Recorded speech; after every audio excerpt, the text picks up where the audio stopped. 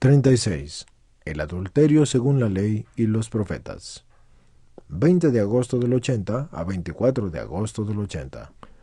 Cuando Cristo en el Sermón de la Montaña dice, «Habéis oído que fue dicho que no adulterarás» en Mateo 5:27, hace referencia a lo que cada uno de los que lo escuchaban sabía perfectamente y se sentía obligado a ello en virtud del mandamiento de Dios Yahvé.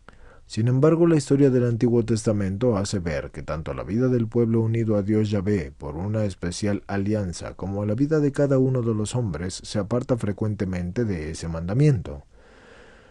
Lo demuestra también una mera ojeada dada a la legislación, de la que existe una rica documentación en los libros del Antiguo Testamento. Las prescripciones de la ley veterotestamentaria eran muy severas.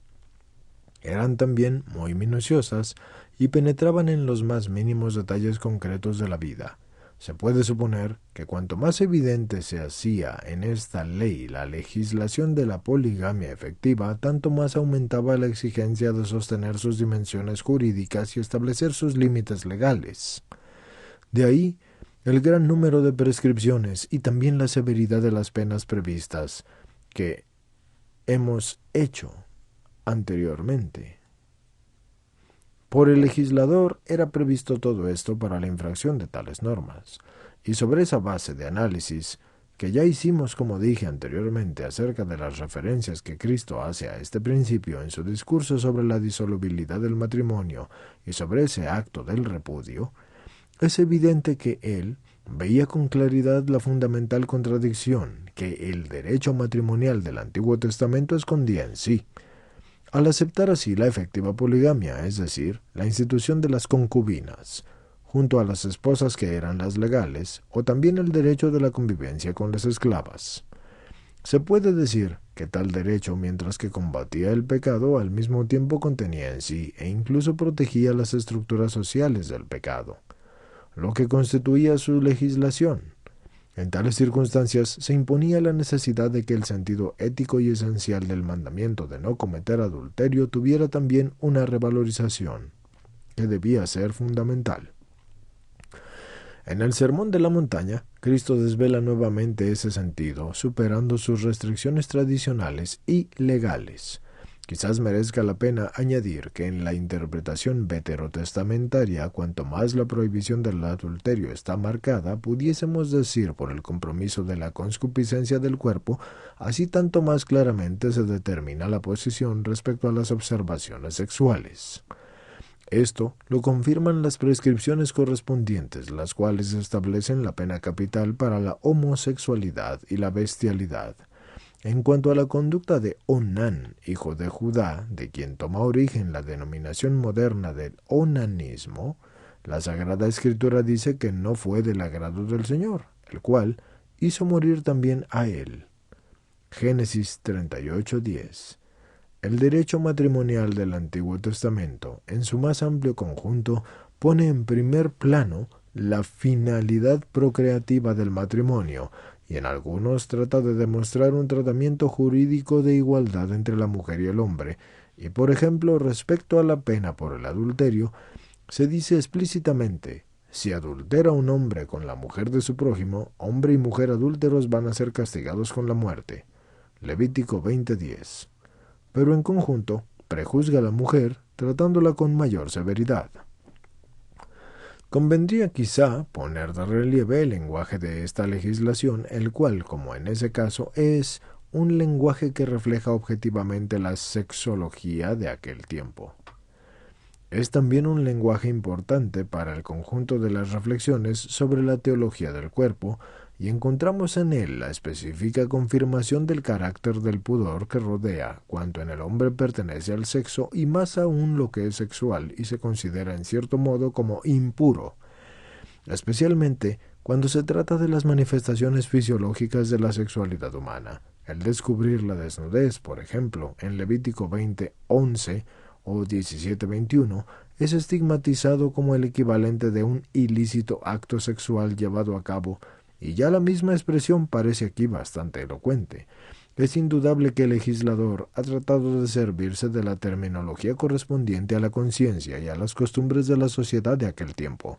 Por tanto, el lenguaje de la legislación del Antiguo Testamento debe confirmarnos en la convicción de que no solamente son conocidas al legislador y a la sociedad la fisiología del sexo y las manifestaciones somáticas de la vida sexual, sino también que son valoradas de un modo determinado.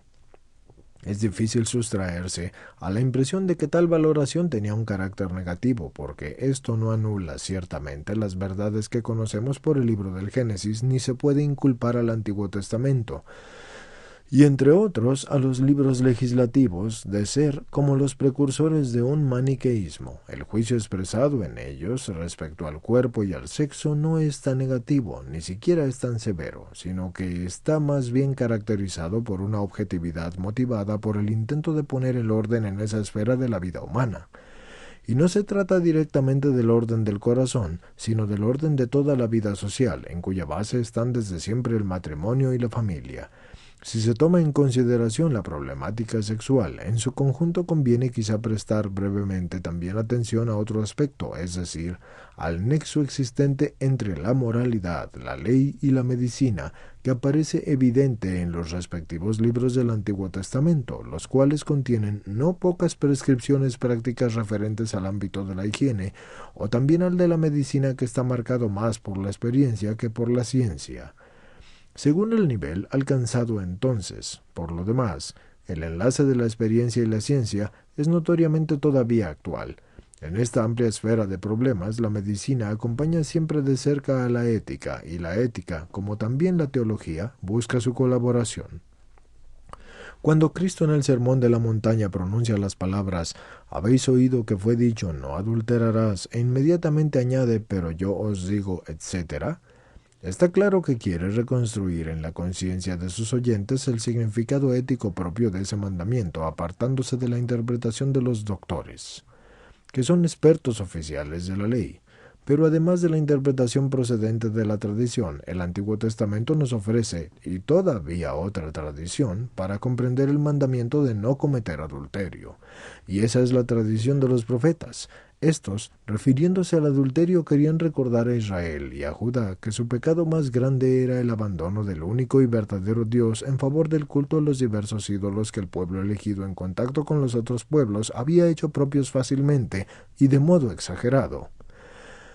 Así pues, es característica propia del lenguaje de los profetas, y más bien la analogía con el adulterio que el adulterio mismo, y sin embargo tal analogía sirve para comprender también el mandamiento de no cometer adulterio y la correspondiente interpretación cuya carencia se advierte en los documentos legislativos.